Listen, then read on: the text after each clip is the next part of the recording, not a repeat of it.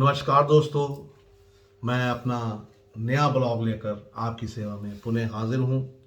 कल मैंने आपको मकान के संबंधित जो है वो बताया था कि कौन सा ग्रह कहाँ हो तो मकान कब कैसे बनाना चाहिए और कौन सी बातों का आपने ध्यान रखना चाहिए। आपने वो वीडियो ज़रूर देखा होगा। आज मैं आपको ये बताऊंगा कि संतान संबंधी जो है उसका सुख जो है उसके संबंधी क्या विचार होते हैं, उनके बारे में आपकी सेवा में आज ये ब्लॉग जो है प्रस्तुत करने जा रहा हूँ। आशा करता हूँ कि आपको पसंद आएगा। तो चलिए आरंभ करते हैं। अब जातक की कुंडली में संतान सुख जो है दिलाने वाला ग्रह जो है वो पांचवें घर का जो सूर्य है, पांचवें घर का जो स्वामी है सूर्य होता है। संतान सुख में चंद्रमा का भी प्रभाव रहता है। यदि चंद्र नष्ट हो जाए तो संतान भी नष्ट हो जाती है। ग्रहों के योग के आधार पर ही लड़का या लड़की होना निर्भर करता है। अच्छे पारिवारिक जीवन हेतु गृहस्थ जो है, जो आदमी पारिवारिक आदमी, जो मेरे और आप जैसे पारिवारिक आदमी हैं, उनको निम्नलिखित जो उपाय हैं वो करने चाहिए। क्या करना चाहिए? हर माह परिवार के सभी सदस्यों की संख्या प्लस आने वाले मेहमानों प्लस 2 या 4 अधिक रोटियां बनाकर जानवर को डाल दें। मतलब कि एक तो अपने परिवार की संख्या गिन लीजिए और एक आपके घर में जो मेहमान आते जाते रहते हैं उनको गिन लीजिए और 2 या 4 अधिक रोटियां, उससे 2 या 4 अधिक रोटियां बना लीजिए और फिर उनको जानवरों को डाल दें। ध्यान रहे कि रोटियों की संख्या कम नहीं होनी चाहिए, छोटी बड़ी रोटी बेशक भले ही हो जाए, इससे संतान सुख आपका बना रहेगा। नित्य अपनी थाली में से कुत्ते के लिए 3 कौर जो है, 3 टुकड़े जो है तोड़ के वो अलग निकाल दें। जिस जगह भोजन ढेर बनता है वहीं बैठकर आप खाना खाएं और इससे जो है राहु की जो शरारतें होती हैं उनसे बचा जा सकता है। रात को सोते समय चारपाई के नीचे पानी रखें और सुबह उसे ऐसी जगह डालें जहां उसका किसी प्रकार अपमान ना हो। ध्यान रहे उस पानी से अपना मुंह, हाथ, पैर या अन्य जगह जो है वो ना धोएं। ऐसा करने पर राहु की शरारतें, झगड़ा फसाद, अपमान और बीमारी आदि से जो है वो यानी कि बचाव होगा। अगर आप उससे अपना कोई यानी कि हाथ पैर मुंह नहीं धोते तब बचाव होगा, अदरवाइज इनसे बचाव आपका होना असंभव है। उसके बाद है संतानों उत्पत्ति जो है उसका क्या यानी कि कैसे यानी कि होता है कि जब संतान आपके उत्पन्न होने वाली हो, बच्चे के जन्म से पहले किसी भी पात्र में घी तथा खांड रखकर स्त्री का हाथ लगवाकर रख लें। बच्चा पैदा होने पर घी खांड जो है उसको धर्म संतान में पहुंचा दें। जिस बर्तन में ये सामग्री पहुंचाई जाए उसे वापस अपने घर नहीं लाना, वहीं मंदिर जो छोड़ आना अपने धर्म स्थान में। ठीक है। गणेश जी की आराधना करें एवं गर्भवती महिला की दाई भुजा पर लाल धागा जो है आपने बांधना है। बच्चा पैदा होने पर उसे बच्चे की बाह में बांधने के बाद महिला की बाह में दूसरा धागा, जो लाल धागा आपने स्त्री को, जो प्रसव करने वाली स्त्री जिसके बच्चा पैदा होना उसके बांधा था, वही धागा आपने बल्कि उसको बच्चे को बांधना है और महिला के हाथ में द्वारा दूसरा लाल धागा बांध सकते हैं। ऐसा 18 मास तक आपने करना है। ऐसे में अगर गाय को आप रोटी देते हैं तो वो भी विशेष लाभदायक होगी। औलाद की रक्षा के लिए 100 दिन या अधिक समय तक घर से बाहर जाने पर नदी पार करते समय जल में तांबे का सिक्का जो है वो आप अवश्य डालें। दिन में मीठी रोटियां बनाकर कुत्ते को खिलाएं। यदि बच्चे जीवित ना रह पाते हो, अगर आपके बच्चे पैदा होते हैं और जीवित नहीं रह पाते, तो अगर जीवित नहीं रह पाते, मर जाते हैं अल्पायु में ही, तो मीठी रोटियों के बजाय आपने नमकीन रोटियां बनानी है और वो कुत्ते को खिलानी है। धर्म स्थान में जो पैदा होता है, जो बालक, जो बच्चा धर्म स्थान में पैदा होता है वो हमेशा लंबी आयु का होता है। कुतिया का पैदा मात्र एक नर बच्चा घर में रखने से बरकत होती है। यदि जातक का केतु उच्च हो तो बच्चों की पैदाइश से घर में बरकत होती है। अगर आपका जातक का केतु जो है वो आपका उच्च है तो बच्चे की जब पैदाइश होती है तो आपके घर में बरकत होती है। अब ग्रहों का प्रभाव, संतानों में जो संतान की उत्पत्ति होती है जब, तो उसमें आपके ग्रहों का प्रभाव उसके शिशु और पत्नी पर भी पड़ता है। अगर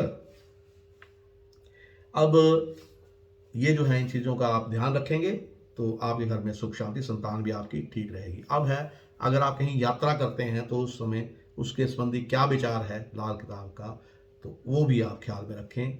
यात्रा का विचार जो किया जाता है वो दो ग्रह करते हैं, एक तो बृहस्पति और केतु से किया जाता है। सामान्य तौर पर बृहस्पति जो है उससे हवाई यात्रा देखी जाती है, चंद्र से समुद्री यात्रा देखी जाती है, और शुक्र से थल यात्रा, जमीन की यात्राओं को विचार होता है। केतु के द्वारा यात्रा संबंधी उपक्रमों का पता चलता है। जो केतु है उससे यात्रा संबंधी हम क्या उपाय कर रहे हैं, क्या उपक्रम कर रहे हैं, उसका उपक्रमों का पता चलता है। घर या खाना नंबर के अनुसार केतु का विवरण जो है वो निम्नवत है। कैसे कि यदि जातक की कुंडली में केतु खाना नंबर 1 में हो, भाव नंबर 1 में, तो यात्रा के लिए पूर्ण तैयारी समझें। 7वां खाना खाली होने पर लंबी यात्रा होती है। अगर कुंडली का 7वां भाव खाली है तो लंबी यात्रा होती है। द्वितीय खाने में केतु के होने पर उन्नति के फलस्वरूप यात्रा होती है।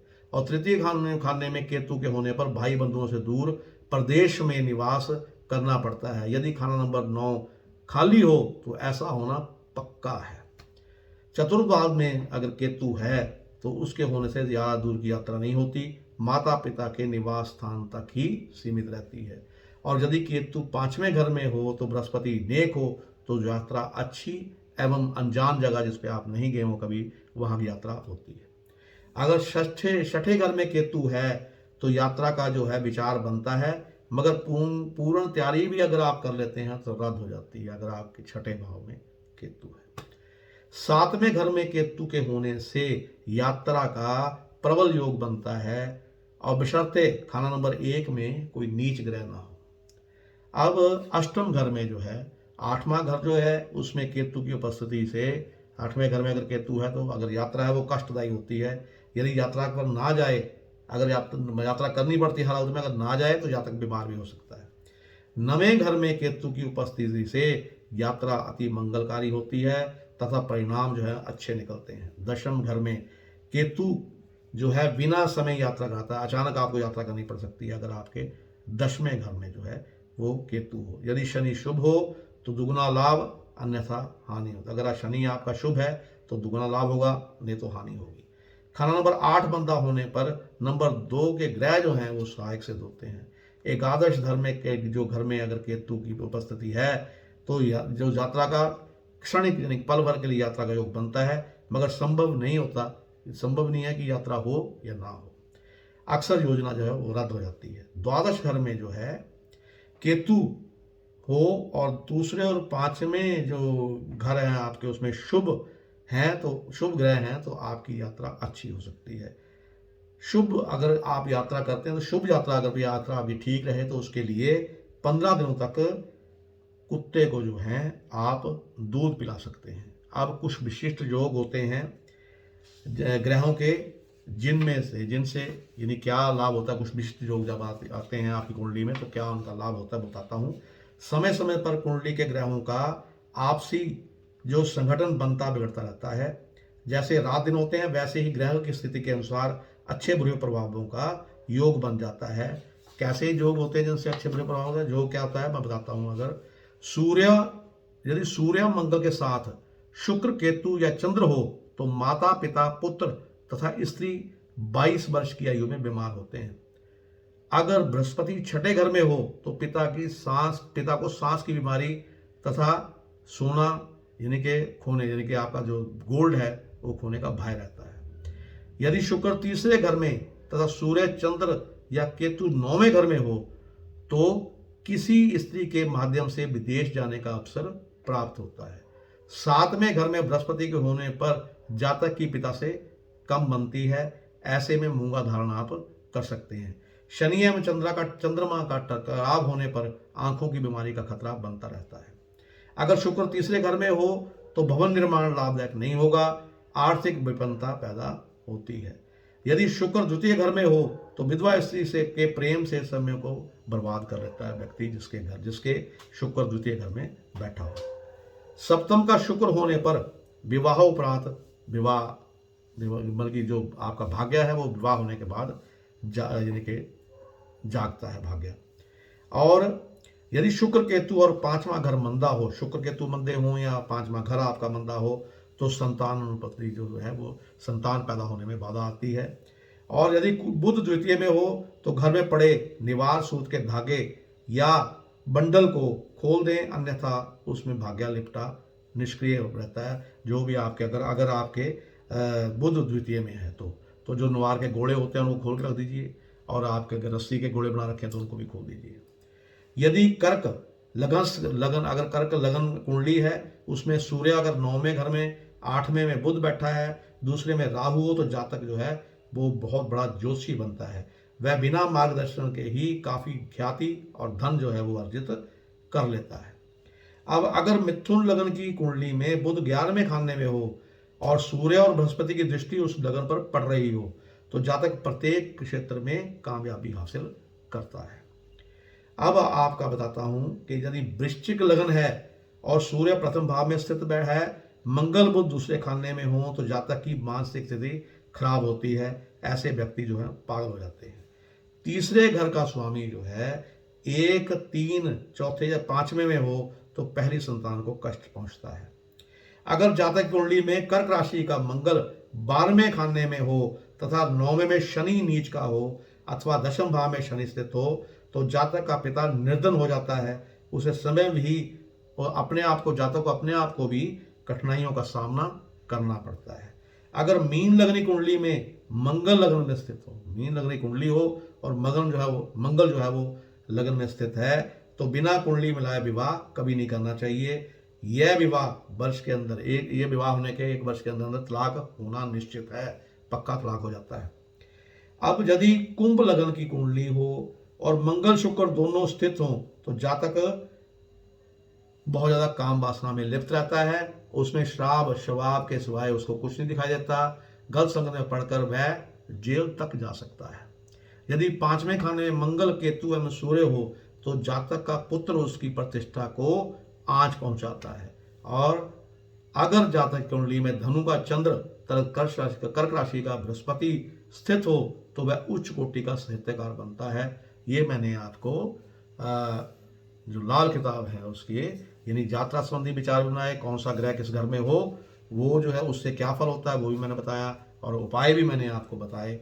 होता है ये ऐसा जो मैंने बताया है, ये सब जो है ये जीवन में कभी ना कभी घटित होता रहता है।